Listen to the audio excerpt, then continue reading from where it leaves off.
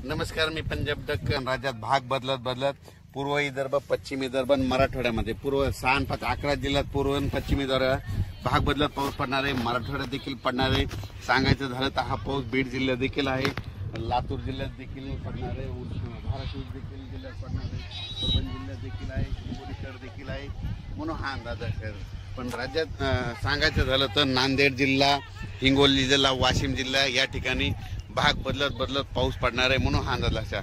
म्हणजे 3 जुलैपर्यंत हा पाऊस पडणार आहे, म्हणून हा अंदाज लक्षात येतात.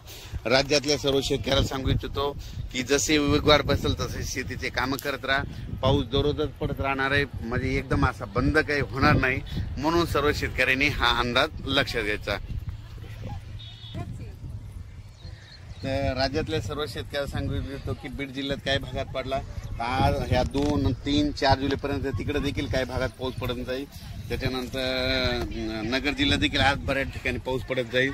म्हणजे सांगायचं झालं तर पाऊस दररोजच वेगवेगळ्या भागात पडणार आहे, सर्वदूर असं सगळीकडे सारखा पडणार नाही, भाग बदलत पडणार आहे, म्हणून हा अंदाज लक्षात घ्यायचा.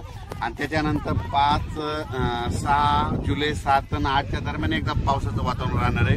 पण सगळ्यात वरून राज्याची कृपा फक्त विदर्भावर जास्त, म्हणजे विदर्भात 6 5 11 जिल्ह्यामध्ये मात्र तिकडल्या भागामध्ये चांगला पाऊस पडणार आहे. म्हणजे हे सांगायचं झालं तर.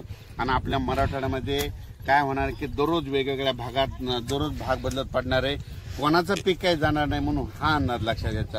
राज्यात मात्र मराठवाड्यातला आणि पूर्व विदर्भ आणि पश्चिम विदर्भ या भागात देखील पाऊस असणारच आहे. म्हणजे 3 4 जुलैपर्यंत दररोज वेगवेगळ्या भागात पाऊस पडणार आहे, एकदम काही बंद होणार नाही, त्याच्यामुळे काही चिंता करायची गरज नाही.